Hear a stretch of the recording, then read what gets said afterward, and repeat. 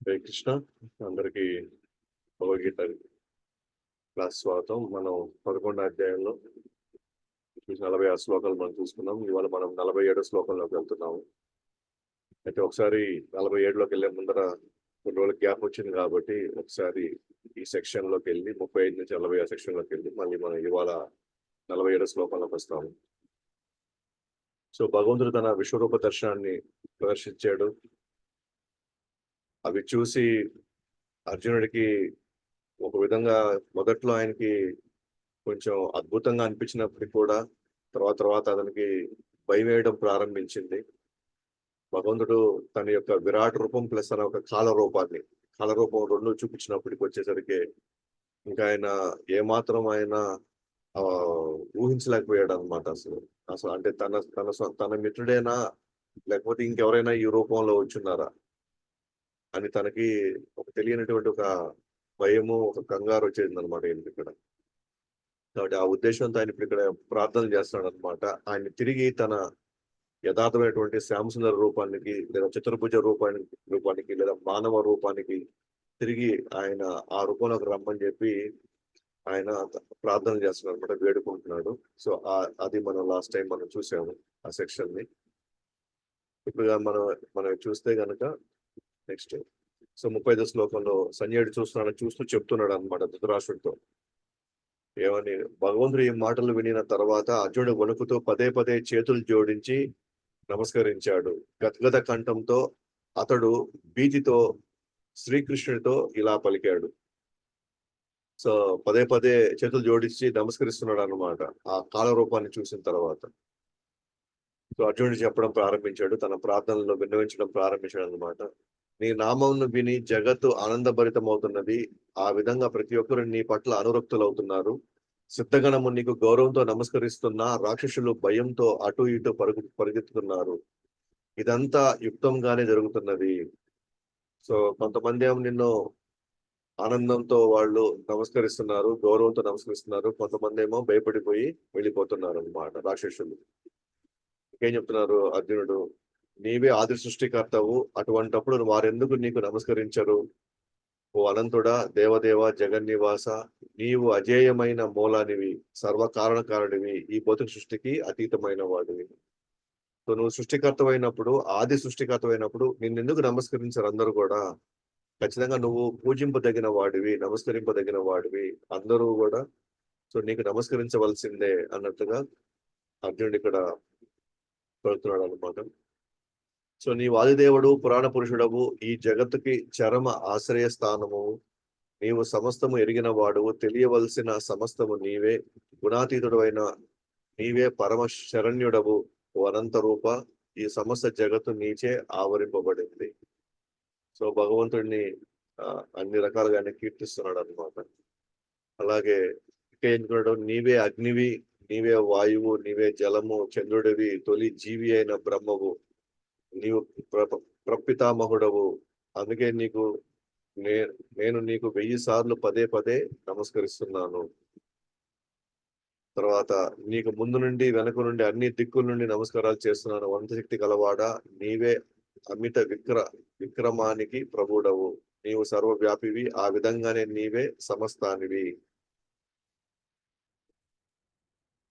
So ఒకవేళ నేను తెలియకుండా ఒకవేళ నేను మిత్రునిగా తలుస్తూ ఓ కృష్ణ, ఓ యాదవ, ఓ మిత్రమా అని తొందరపాటు సంబోధించాను. మూర్ఖత్వంతో లేదా ప్రేమతో నేను చేసినంత క్షమించవలసింది. మనం విశ్రాంతి తీసుకునేటప్పుడు లేదా ఒకే శయ్యిపై శయనించినప్పుడు లేదా కలిసి కూర్చున్నప్పుడు భోజనం చేస్తున్నప్పుడు ఒక్కొక్కప్పుడు ఒంటరిగా కొన్నిసార్లు పలు మిత్రుల ముందు పరిహాసము చేస్తూ నేను నిన్ను చాలా సార్లు అవమానించాను. ఆ వచ్చుత అపరాధాలన్నింటినీ నన్ను క్షమించవలసింది. ఇది చెప్పాను. ఇప్పుడు దాకా మానవ రూపంలో తన స్నేహితుడిగా తన ఆజ్ఞల్ని స్వీకరించినటువంటి కృష్ణుడిని ఇప్పుడు ఒక్కసారిగా ఆ కాల రూపం చేసేసరికి ఎక్కడో తనకి భయం వేయడం, అపరాధం చేశానేమో, దానివల్ల నేను కూడా ఈ విధంగా శిక్షింపబడతానేమో అని ఒక చిన్న సందేహం ఆయనకు వచ్చిందనమాట. వెంటనే ఆయన క్షమించమని చెప్పేసి ఆయన కోరుకుంటున్నాడు అనమాట. సో గౌరవంతో కూడుకున్నటువంటి ఈ సఖ్యమైంది ఇప్పుడు.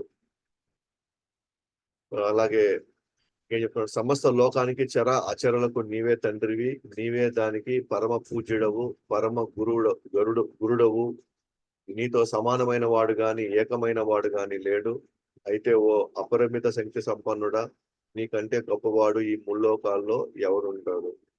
సో సమస్తానికి నువ్వే బీజమైనప్పుడు, నువ్వు మూలమైనప్పుడు, పూజ్యుడివి ప్లస్ గురుడు అయినప్పుడు ఇంకా నీకంటే మించిన వాళ్ళు ఎవరుంటారు. సో నీవు ప్రతి జీవునిచే పూజింపబడవలసిన దేవదేవుడవు. అందుకే నేను నేలపై వాలి నీకు నమస్కరిస్తూ నీ కరుణను వేడుకుంటున్నాను. తండ్రి తన కుమారుని మొండితనాన్ని, మిత్రుడు తన మిత్రుని అమర్యాదను, భర్త తన భార్య చనువును సహించినట్లుగా నేను నీ పట్ల చేసిన తప్పును దయచేసి సహించవలసింది. ఇంతకు ముందెన్నడూ చూడనట్టు ఈ విశ్వరూపం చూసి నేను సంతోషించాను. కానీ అదే సమయంలో భయంతో నా మనసు కలత చెందింది. అందుకే ఓ దేవదేవ జగన్నివాస, నా ఎడ కృప చూపి తిరిగి నీ భగవద్ రూపమును చూపవలసింది. అది మొదట్లో సంతోషపడ్డాను, కానీ తర్వాత భయం వేసింది, మనసు కలత చెందింది. వాటి కృప చూసి తిరిగి నీ భగవద్ రూపాన్ని నాకు చూపవలసిందిగా ఆయన వేడుకుంటాడు అనమాట. కాబట్టి ఇప్పుడు శిరస్సుపై కిరీటంలో, హస్తముల్లో గదా, చక్రము, శంఖము, పద్మములతో ఉన్నట్టు నీ చతుర్భుజ రూపముని నేను చూడగోరుతున్నాను. ఆ రూపంలో నేను చూడాలని నేను అభిలాషిస్తున్నానని చెప్పేసి ఆయన తన యథార్థ రూపాన్ని చెప్పమని చెప్పేసి ఆయన వేడుకుంటున్నాడు అనమాట. ఇప్పుడు ఈరోజు మనం సెక్షన్ లోకి వెళ్తే 47 నుంచి 55. సో శుద్ధ భక్తులు మాత్రమే కృష్ణుడి ద్విభుజ రూపమును దర్శించగలుగుతారు. సాధారణంగా మా సామాన్యులకి ఎలా ఉంటుందంటే, ఏదైనా ఆశ్చర్యకరమైనది అద్భుతం చూడాలంటే వాళ్ళకి చాలా ఆతృతగా ఉంటారు.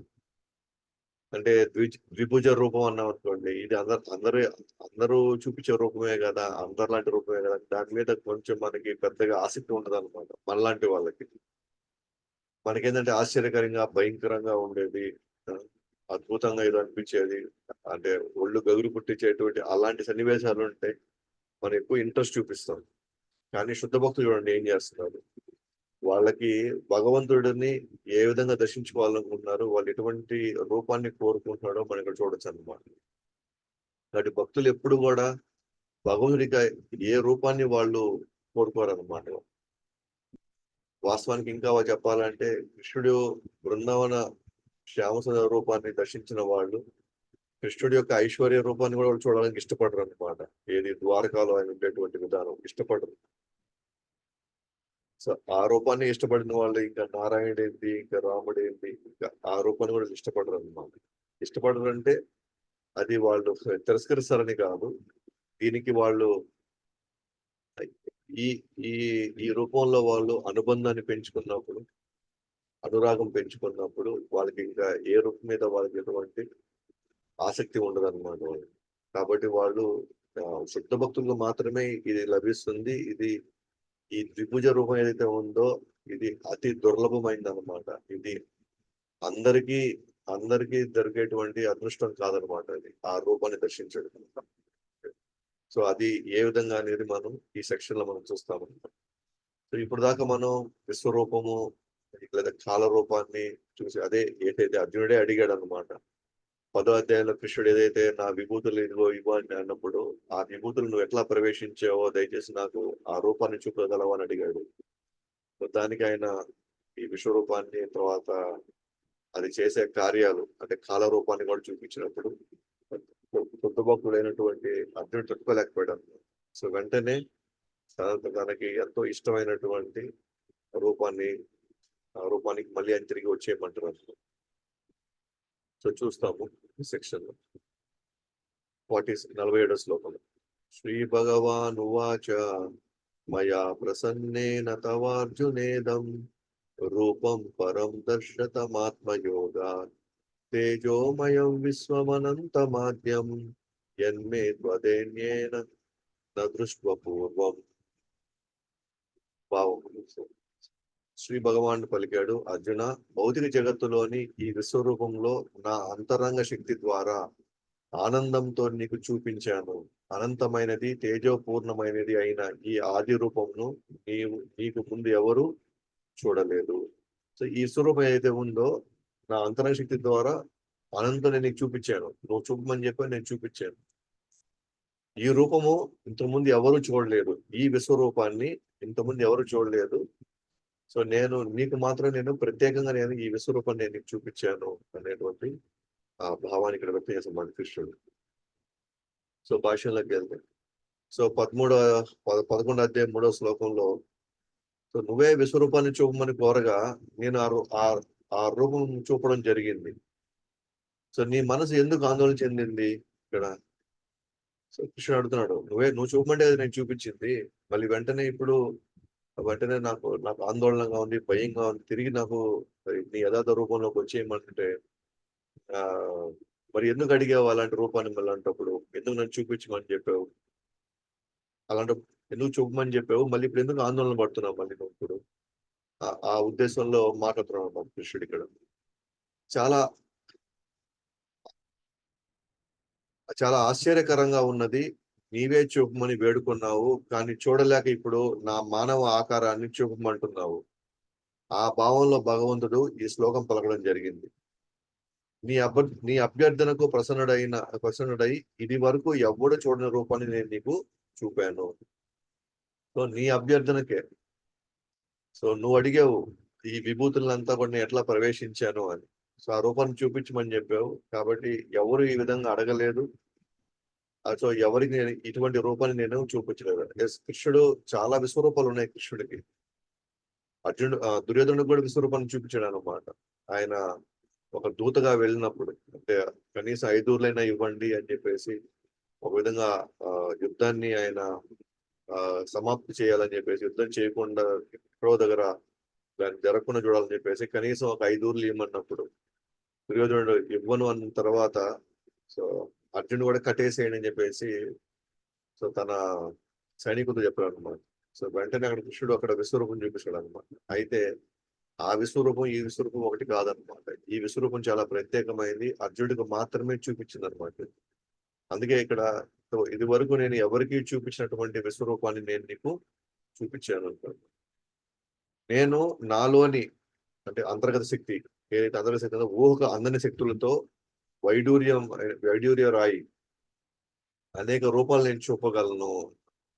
సో వైడూర్యంలో ఉన్న రాయి ఎలాంటిదంటే అది ఎన్ని రంగులుగా అయినా మారగలుగుతుంది, ఎన్ని డిజైన్లు అయినా చూపించగలదు అనమాట. అయ్యేమో ఒకటే, కానీ మనం ఏది కోరుకుంటే ఎలా కోరుకుంటే అలాంటి రూపానికి అలాంటి డిజైన్కి అది మారిపోతుంది అనమాట. అందుకే ఇక్కడ భగవంతుడిని వైడూర్యం రాయితో పోల్చారు అనమాట. అలాగే ఎందుకంటే భగవంతుడు కూడా ఏ రూపాన్ని చూపించగలుగుతాడు, ఏ రూపం అయినా మనం ఏది కోరుకుంటే అది. అందుకే ఈ అవతారాలన్నీ కూడా అది ఒక భక్తుడు, శుద్ధ భక్తులు వాళ్ళని ఆ విధంగా వాళ్ళు కోరుకోవడం వల్ల భగవంతుడు అనేక రూపాలు తీసుకోవాల్సి వచ్చింది. కాబట్టి ఈ రూపాలన్నీ కూడా ఒకడివే అనమాట, కృష్ణుడి నుంచే వచ్చినాయి, కృష్ణుడే చూపిస్తున్నాడు ఈ రూపాలన్నీ. అందుకే మనం 4వ అధ్యాయం 7వ శ్లోకంలో కానీ 8వ శ్లోకం యదా యదా హి ధర్మస్య గ్లానిర్భవతి భారతం, సో ఇలాంటి శ్లోకాలు మనం చూసినప్పుడు ఏమన్నాడు, నేనే వస్తున్నాను, ప్రతి యుగం నందు నేనే వస్తున్నాను, ఎప్పుడెప్పుడల్లా కూడా ధర్మం క్షీణిస్తుందో అధర్మం పెంచి మిగులుతుందో అక్కడల్లా కూడా నేనే వస్తున్నా. అర్థం ఏంటి? కృష్ణుడే అనేక రూపాల్లో వస్తున్నాడు అని అర్థం. అలాగే ఈ విశ్వరూపం కూడా ఆయన నుంచి వచ్చిన రూపం, అది కూడా తన అంతర్గత శక్తితో వచ్చిన రూపం అది కూడా. కానీ అది దానికి శాశ్వతమైనటువంటి లోకం అంటూ లేదు, అది శాశ్వత రూపం కాదు. బట్ అది తాత్కాలిక రూపం అయినప్పటికీ కూడా అది కృష్ణుడు నుంచి ఆ రూపం వచ్చిందన్నమాట. అది చెప్పడానికి ప్రయత్నిస్తున్నాడు కృష్ణుడు ఇక్కడ. కాబట్టి ఆ రూపాన్ని భక్తితో ఉన్నటువంటి ఇతర దేవతలకు సాక్ష్యంగా దర్శనం ఇవ్వడం జరిగింది. వాస్తవానికి ఈ విశ్వరూపం కూడా భౌతిక కళతో చూడలేము. మెయిన్ పాయింట్ వచ్చింది భౌతిక కళతో, మన భౌతిక కళతో అసలు చూడలేము అనమాట. అట్లా అని చెప్పేసి దివ్యమైన కళ్ళు, అంటే ప్రేమతో నిండినటువంటి కళ్ళు ఎప్పుడైతే మనకు వస్తాయో, అంటే భక్తిలో పరిపూర్ణ చెందినప్పుడు కళ్ళు ప్రేమతో ఎప్పుడైతే నిండిపోయి ఉంటాయో ఆ కళ్ళకు కూడా విశ్వరూపం కనిపించదు. ఆ కళ్ళ కనిపించేది భగవంతుడి యొక్క శ్యామసుందర రూపం కనిపిస్తుంది. భౌతిక కళతో అసలు ఏ రూపం కనిపించదు, కేవలం భౌతిక పదార్థాలు తప్ప. మనకి భౌతిక పదార్థాలే కనిపిస్తాయి. కాబట్టి భగవంతుడు ఒక విగ్రహం రూపంలో, అది ఒక చెక్క కావచ్చు, ఒక రాయి కావచ్చు, ఒక లోహం కావచ్చు, దాంట్లో వచ్చాడు అనమాట భగవంతుడు. ప్రస్తుతానికి విగ్రహం వేరే అనేక పదార్థాల్లో విగ్రహం తయారు చేయబడింది. ఎందుకంటే ఈ భౌతిక కళ్ళకి మనం అంతవరకు అర్హులం పొందాము, అర్హత సాధించాం మనం. అలాగే మనం భగవంతుడి యొక్క శ్యామసుందర రూపాన్ని మనం చూడాలనుకోండి, కళ్ళు ప్రేమతో నిండాలి. కాబట్టి అది కూడా ఛాన్స్ లేదు. మరి ఈ ఈ విశ్వరూపాన్ని మాత్రం అట్లా అని చెప్పేసి ప్రేమతో నిండిన కళ్ళు కాదు, అట్లా అని చెప్పేసి ఇది భౌతికమైన కళ్ళు కాదు, ఒక ప్రత్యేకమైనటువంటి కళ్ళు అనమాట ఇవి. ప్రత్యేకంగా కేవలం విశ్వరూపం చూడడానికి మాత్రమే ఇవ్వబడిన కళ్ళు. అందుకే కృష్ణుడు అర్జునుడికి "ఇదిగో నేను ఇక ప్రత్యేకంగా నీ కళ్ళు ఇస్తాను చూడు, ఈ కళ్ళతో నువ్వు చూడు" అంటారు అనమాట. ఎందుకంటే అంతకు ముందే అర్జునుడి దగ్గర ఉండేది ఏంటి? ప్రేమతో నిండిన కళ్ళు ఉన్నాయి. కాబట్టి అర్జునుడితో తన సాంగత్యంలో ఉండగలుగుతుంది. అర్జునుడిని తన శ్యామసుందర రూపంలో అర్జునుడు చూడగలుగుతాడు. ఎందుకంటే తన కళ్ళు ప్రేమతో నిండినాయి కాబట్టి చూడగలుగుతున్నాడు. కానీ విశ్వరూపం చూసేదానికి మాత్రం ఆ ప్రేమతో నిండిన కళ్ళు సరిపోవు. అందుకే ఆయన ప్రత్యేకమైన కొన్ని కళ్ళు ఇచ్చాడు అనమాట. అయితే అల్టిమేట్ గా ఏంటి? ఒక అర్జునుడు తన భక్తితో అడిగాడు కాబట్టి, తన స్నేహితుడిగా అడిగాడు కాబట్టి తనకి ఆ రూపం చూపించాడు. ఆ స్థాయిలో ఎవరికైతే అర్హత ఉందో ఆ దేవతలు కూడా చూపించాడు అనమాట. ఆ దేవతలు కూడా చూడగలిగారు ఆ రూపాన్ని. అందుకే ఇక్కడ ఇతర దేవతలకు సాక్ష్యంగా దర్శనం ఇవ్వడం జరిగింది. ఇప్పుడు ఎవరైనా ఈ సమయంలో ఏమడుగుతారు? ఆ అర్జునుడు ఒక్కడే గాని చూసునుంటే, అర్జునుడు గాని ఒకడే గాని చూసునుంటే విశ్వరూపాన్ని గాని చూసుంటే మాత్రం, ఇంకెవరు గాని సాక్ష్యంగా లేకుండా ఉంటే ఒక అవకాశం ఇక్కడ ఉందన్నమాట. అర్జునుడు కావాలని ఊహించుకొని చెప్పుండొచ్చు. లేకపోతే తను కావాలని లేకపోయినా కూడా కృష్ణుడు విశ్వరూపం తను చూసినట్టుగా తన అబద్ధాలు చెప్తూ ఉండొచ్చు.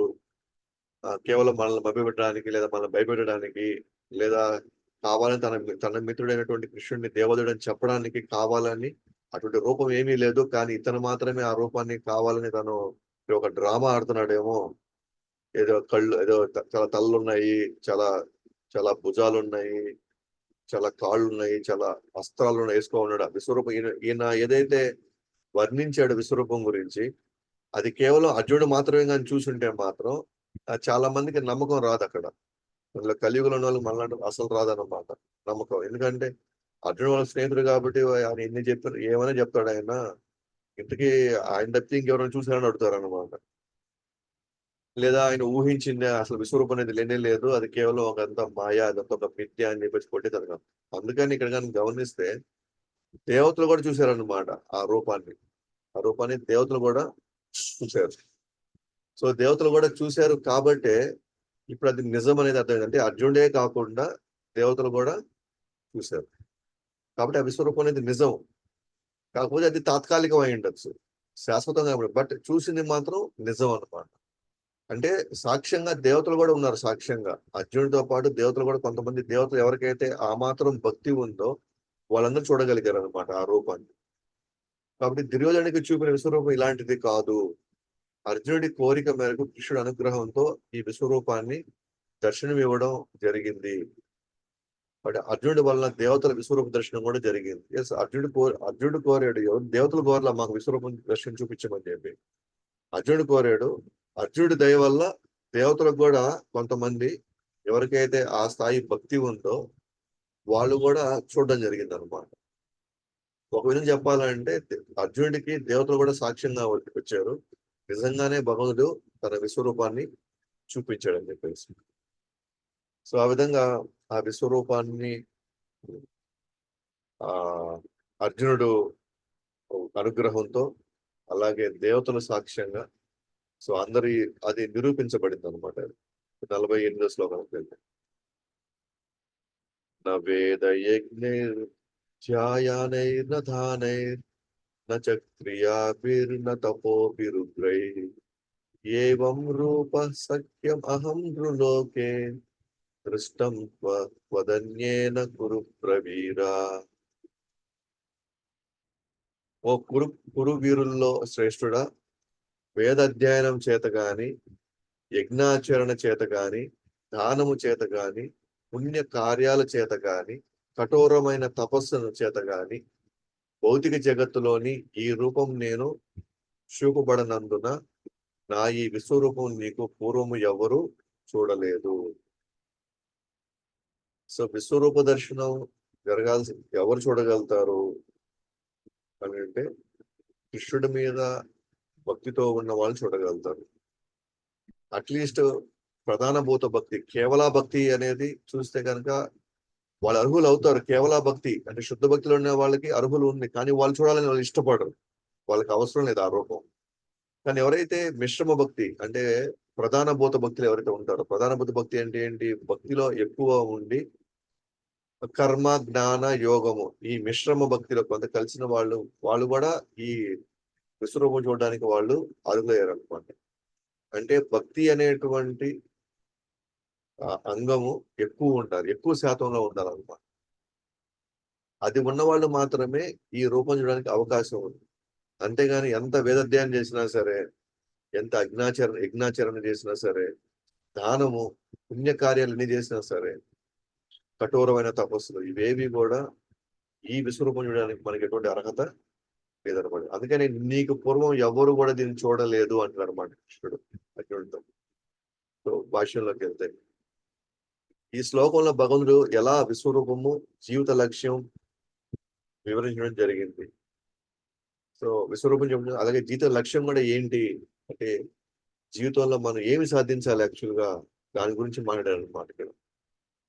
సో వేదాధ్యాయంలో పెద్ద పెద్ద గొప్ప గొప్ప శాస్త్రాలు జరిగినంత మాత్రాన దాంట్లో వ్యాకరణంలో వివిధ రకాలుగా మనం వర్ణించినా కూడా మనకి భగవంతుడి యొక్క దర్శనం జరగదు. అలాగే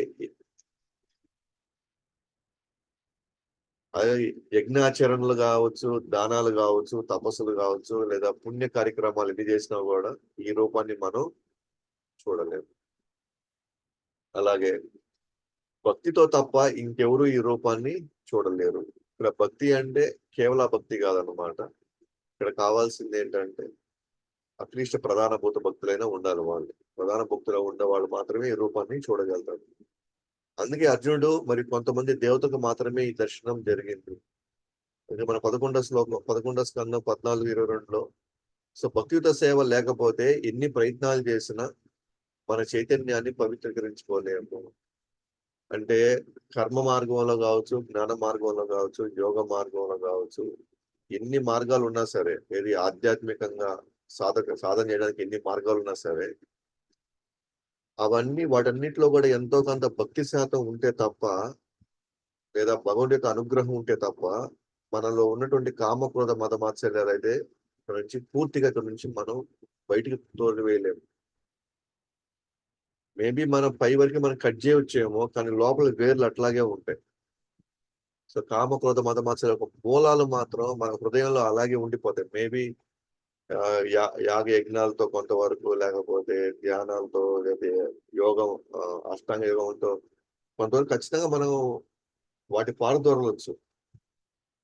కానీ భక్తి కానీ లేకపోతే, లేదా భక్తియుత సేవలో కానీ నెలకొనకపోతే మిగతా ప్రయత్నాలు ఎన్ని చేసినా సరే వాటికి భక్తి కానీ జోడించకపోతే మన చైతన్యాన్ని మనం పవిత్రీకరించుకోలేము. అంటే ఈ త్రిగుణాలు అరిషడ్ వర్గాలు మనల్ని వేధిస్తూనే ఉంటాయి అన్నమాట.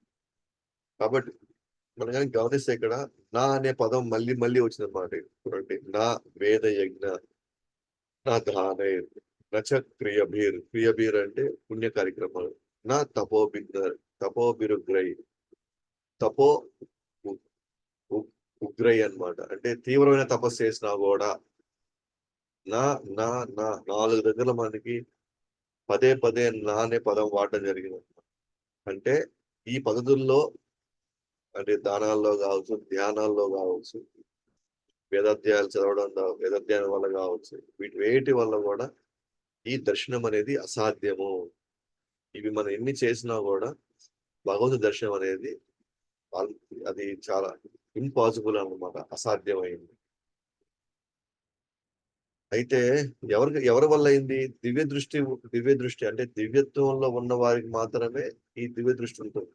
ఇలా చెప్పినట్టుగా ప్రధాన భూత భక్తి అంటే భక్తి అంగం, భక్తి శాతం ఎక్కువ ఉండాలన్నమాట. కాబట్టి వాళ్ళకి మాత్రమే ఈ అవకాశం దొరికింది. అలాగే నేను చెప్పాను కదా, అందుకే ఇది దివ్యత్వం అంటే పూర్తిగా శుద్ధ భక్తిలో ఉండేవాళ్ళు కాదు. శుద్ధ భక్తిలో ఉండే వాళ్ళకి అసలు ఈ రూపంపై అటువంటి ఆసక్తి ఉండదు అసలు. వాళ్ళకి ఎంతసేపు నీలమేఘ శ్యామసుందర రూపంలోనే వాళ్ళు ఉంటారు అన్నమాట.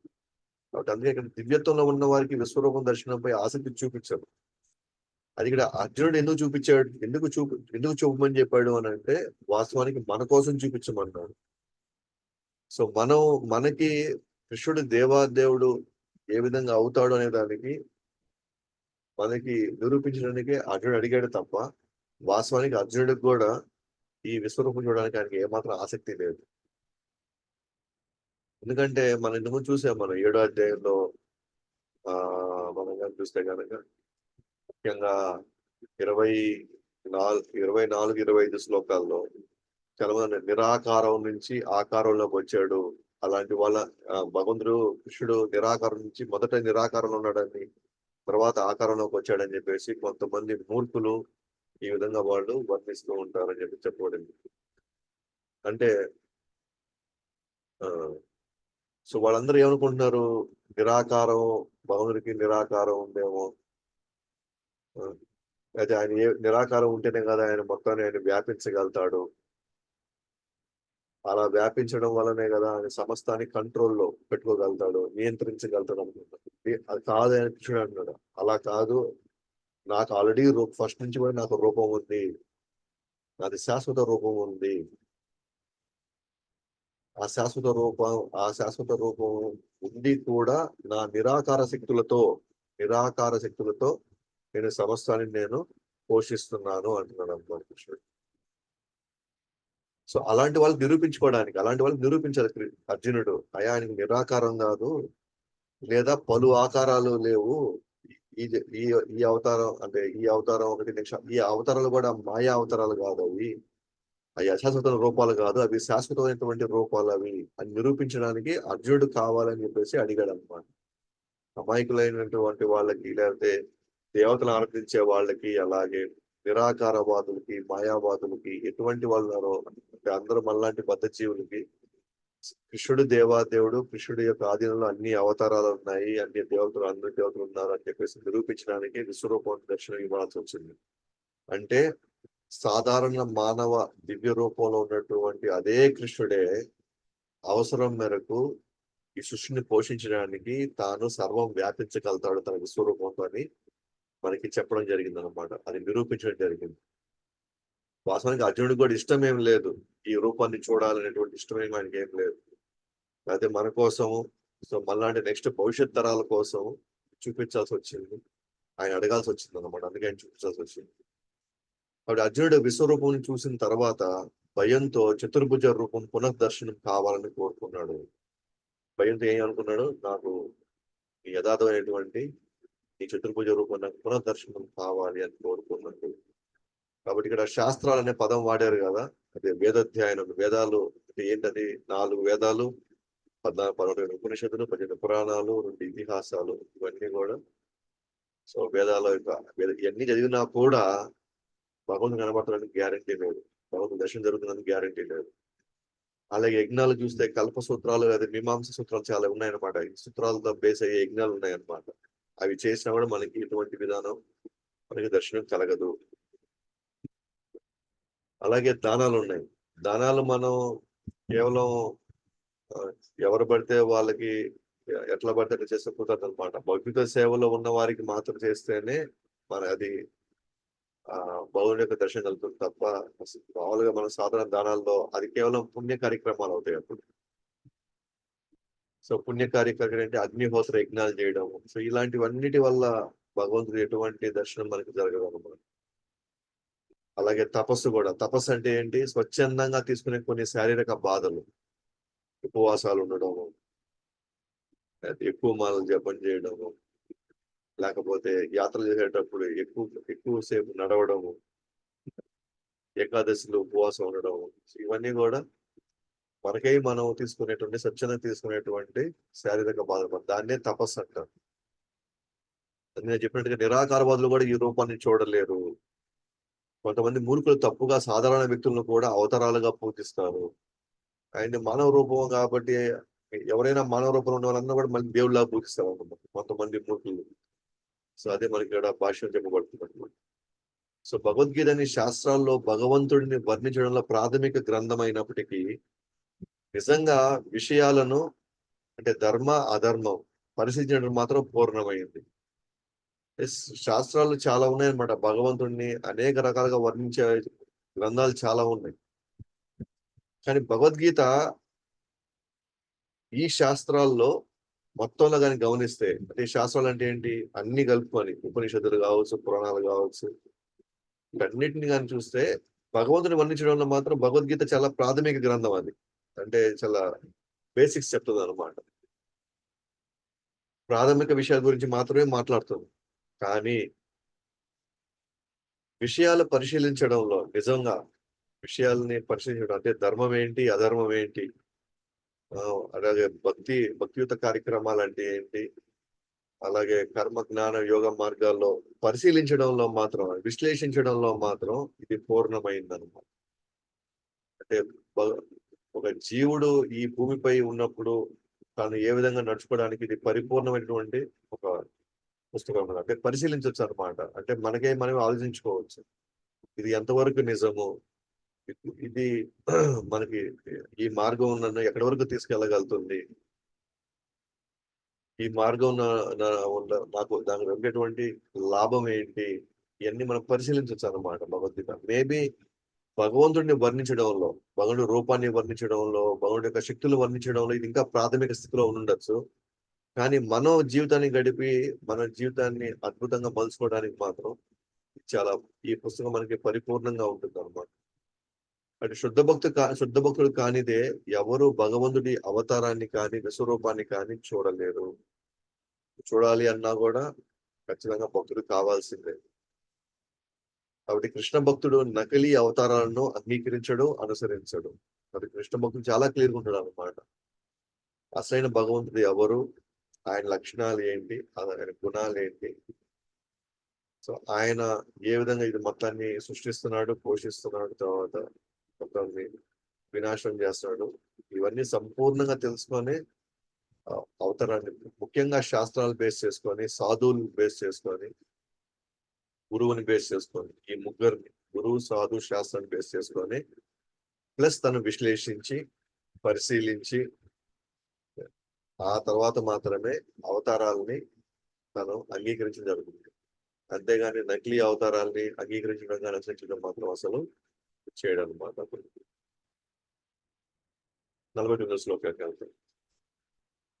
మాతే వ్యతామా చ విమూఢ భావో దృష్ట్వా రూపం ఘోరమిదృష్మమేదం యాపేత విప్రీతమాన పునస్త్వం తదేవ మే రూపమిదం ప్రపశ్య. నా ఈ ఘోరమైన రూపం చూసి నీవు కలత చెందావు, భ్రాంతికి లోనయ్యావు. ఇప్పుడు అది తొలగిపోవుగాక ఓ భక్తుడా, అన్ని కలతల నుండి తిరిగి ముక్తుడవు కావలసింది. ప్రశాంతమైన మనసుతో ఇప్పుడు నీవు కోరిన రూపాన్ని నువ్వు చూడుము అని కృష్ణుడు తన యొక్క యథార్థ రూపానికి తను తిరిగి వస్తున్నాడు అన్నమాట. ఇప్పుడు నువ్వు చూడు, ఇప్పుడు నువ్వు కోరుకున్నట్టుగానే నువ్వు కోరుకున్న రూపాన్ని నువ్వు తిరిగి నువ్వు చూడవచ్చు అని చెప్పేసి ఆయన అర్జునుడు అంటాడు అన్నమాట. సో భాషల్లోకి వెళ్తే, ఓ భగవంతుడా, నన్ను ఎందుకు అర్థం చేసుకోవడం లేదు నువ్వు, అసలు నాకు అక్కర్లేనిది బలవంతంగా ఎందుకు చూపిస్తున్నావు? ఇక్కడెక్కడ జీవుడే అడుగుతాడు అనమాట ఆతృతతో, నాకు అది కావాలి, ఇవి కావాలి, అది చూపించండి, ఇది చూపించండి, అవి చేయాలి, ఇవి చేయాలి అంటాడు. మళ్ళీ తానే లోపల ఎక్కడో దగ్గర తనకి ఏదో భయం వచ్చింది, ఆందోళన వచ్చింది అనుకోండి, ఏదైనా కష్టం వచ్చింది అనుకోండి, మళ్ళీ అతనే అంటాడు అనమాట, అసలు నాకు ఎందుకు చూపించావు అంటాడు. సో కోరుకుంది మనమే, అది చూపించి దానివల్ల మనం భయపడ్డాం అనుకోండి, మళ్ళీ మళ్ళీ మళ్ళీ మనం వాళ్ళనే బ్లేమ్ చేస్తాం అనమాట, ఎందుకు చూపించావు నాకు అని. ఇది మన సాధారణంగా మన కుటుంబాలు జరుగుతూనే ఉంటుంది. మనం పిల్లలే అడుగుతారు అనమాట, నాకు అది పెట్టు, ఇది పెట్టు, నాకు అవి కావాలి, ఇవి కావాలి అని చెప్పేసి వాళ్ళే అడుగుతారు. దానివల్ల ఏదైనా కష్టం వచ్చింది అనుకోండి, ఏదైనా ఇబ్బంది వచ్చేస్తే నన్ను ఆపి ఉండొచ్చు కదా, తిట్టైనా కొట్టినా సరే నన్ను నాకు ఇవ్వకుండా నువ్వు చేసి ఉండొచ్చు కదా అంటారు. తల్లిదండ్రులు ఆ, తల కొట్టుకుంటారు, ఇది వద్దు నేను ఇవ్వనని అన్నారు. కానీ మనము ఆ, బలవంతంగా వాళ్ళని బలవంతం పెట్టి కష్టపెట్టి వాళ్ళు మన బాధ భరించలేక ఎంత చెప్పినా మనం వినకపోయేసరికి అప్పుడు ఇచ్చాడు అన్నమాట. అప్పుడు ఇచ్చారు. అది దానివల్ల ఏదైనా మనకి ఇబ్బందులు ఏర్పడ్డాయి అనుకోండి, మళ్ళీ ఏం చేస్తున్నాం మనం వచ్చేసి, అరే నేను నేను తినకుండా ఉండాల్సింది, లేదు నేను ఆ కార్యం చేయకుండా ఉండాల్సింది అని చెప్పేసి మనం వచ్చేసి పశ్చాత్తాపడి ఉండాల్సింది అది పక్కన పెట్టి, అసలు నాకు ఎందుకు ఇట్లా చేసావు, నన్ను ఆపుండొచ్చు కదా, నేను ఇచ్చినా కూడా నువ్వు ఇవ్వకుండా, నేను అడిగినా కూడా నువ్వు ఇవ్వకుండా ఉండాల్సింది మళ్ళీ మళ్ళీ వాళ్ళనే అంటావు అనమాట. అది చూడండి, నాకు అక్కర్లేనిది బలవంతంగా ఎందుకు చూపించావు అంటే, నీకు తెలుసు కదా నేను నేను నీ భక్తులు నీకు తెలుసు కదా, మరి అలాంటప్పుడు ఆ రూపం వల్ల నేను భయపడతాను, నీకు నీకు ముందే తెలుసు కదా, మరి ఆ రూపం వల్ల నేను భయపడతానని చెప్పినప్పుడు ఎందుకు నాకు చూపించే బలవంతంగా అంటాడు. ఇది బద్ధజీవుడి యొక్క స్వభావం అన్నమాట. అంటే నీ రూపాన్ని చూసి ఆందోళనతో నా చేతులు కాళ్ళు వణుకుతున్నాయి, మనసు కళ్ళు చెంది కళ్ళు తిరుగుతున్నాయి. సో నేను నా వల్ల కావడం లేదు, నేను నిలబడలేకపోతున్నాను, భయంకర రూపాన్ని నేను ఏమాత్రం సహించలేకపోతున్నాను అన్నమాట. అటు మనసు కళ్ళు చెంది కళ్ళు తిరుగుతున్నాయి అంటాడు. నా ప్రణామాలు పదే పదే ఆ రూపానికి చెయ్యనివ్వండి, నేను నిన్ను ఎప్పటికీ ఈ రూపం చూపమని కోరను ఇంకా, ఇంకా చాలు, ఇదే ఫస్ట్ అనేది లాస్ట్ అన్నమాట. ఇంక నేను ఎప్పటికీ నేను ఇంక నీకు కోరుకోను, ఎందుకంటే నాకు ఇది ఏమాత్రం నాకు నచ్చలేదు, నేను నిన్ను భరించలేకపోతున్నాను ఈ రూపాన్ని, కాబట్టి ఇంకెప్పటికి నేను అడగను అన్నమాట అర్జునుడు. అయితే నన్ను క్షమించు, ఆ సుందర రూపాన్ని మళ్ళీ చూడాలని కోరుకుంటున్నాను, తిరిగి పాతది తన సుందర రూపాన్ని మళ్ళీ చూడాలని నేను కోరుకుంటున్నాను, వద్దు ఇంకా ఈ భయంకరమైనటువంటి విశ్వరూపం నేను ఇంక చూడబోలేదు అంటున్నాను. కాబట్టి ఆ భావంతో భగవంతుడు అర్జునుడిని సముదాయిస్తూ ఈ శ్లోకం పలుకుతున్నాడు అనమాట. ఏంటది, ద్రౌపదికి వారు చేసిన అవమానానికి కోపగ్రస్తుడనై నా రూపంలో వారి నాశనాన్ని చూపించాను అని నీకు అర్థం కావాలి. వాస్తవానికి వాళ్ళు చేసినటువంటి, ద్రౌపదికి అవమానం చేసినటువంటి అవమానానికే నేను కోపగ్రస్తుడినై, నేను నీకు ఈ రూపంలో వారందరూ కూడా నాశనం అవుతున్నారని నేను నీకు చూపించాను, అది నువ్వు అర్థం చేసుకో దయచేసి. ఎందుకంటే నువ్వు నీ విజయం పట్ల నువ్వు కొద్దిగా ఇంకా సందేహంగా ఉన్నావు, అసలు ఓడిపోతామా గెలుస్తామా అని ఇంకా నీకు చాలా చాలా ఆ, ఇంకా అనుమానం ఉంది నీకు ఇంకా. కాబట్టి నేను మాత్రం ముందే ఫిక్స్ అయిపోయాను. చూడంటున్నాడు, నేను ముందే ఫిక్స్ అయిపోయాను, ద్రౌపదికి ఏ రోజైతే అవమానం జరిగిందో ఆ రోజు నేను ఫిక్స్ అయిపోయాను, ఏది యుద్ధం జరిగి తీరాలి, ఆ యుద్ధంలో వాళ్ళందరూ కూడా నేను వాళ్ళని చంపేయాలి అని.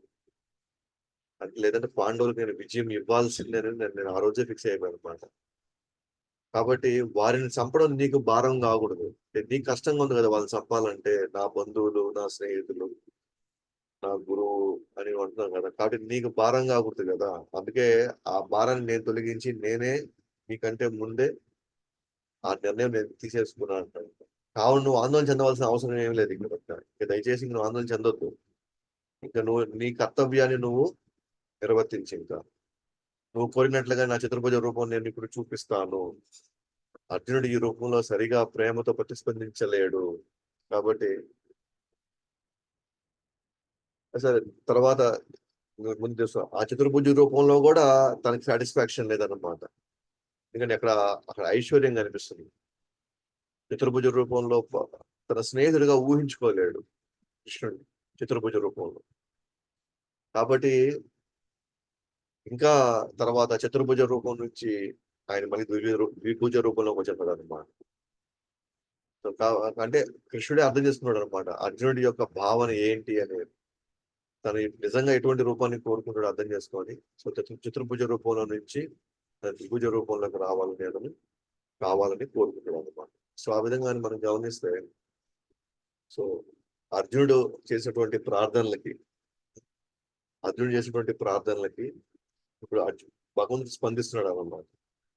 సో నిజంగానే తాను ఆందోళన చెందాడు, భయపడుతున్నాడు, తాను అన్ని దిక్కుల నుంచి నేను నమస్కరిస్తున్నాను, దయచేసి నువ్వు నీ చతుర్భుజ రూపానికి నువ్వు తిరిగి వచ్చేసే అన్నప్పుడు, సో భగవంతుడు కూడా తన భక్తుడి యొక్క కోరికని విన్నవించి ఆయన కూడా తన రూపానికి తిరిగి వస్తున్నాడు అన్నమాట. సో మిగిలింది రేపు రేపు సెషన్ లో మనం చూస్తాము. నిజంగా భగవానుడి యొక్క ఈ ద్విభుజ రూపాన్ని చూడటం, ఈ శ్యామసుందర రూపం చూడటం అనేది అంత సామాన్యమైన విషయం కాదు. అందరికీ దొరికేటువంటి అదృష్టం కాదన్నమాట. అది నిజంగా అది ఆ రూపం పొందాలి అంటే ఆ రూపాన్ని మనం దర్శనం చేసుకోవాలంటే మనం ఎటువంటి సాధన చేయాలి, ఎటువంటి అర్హతలు మనం సాధించాలనేది మనం రేపు డిస్కషన్ పెట్టుకుంటాం దాన్ని. సో మిగిలిన శ్లోకాస్ దాంట్లో మనకి కొంచెం మనకి క్లారిటీ ఇస్తాడు అన్నమాట.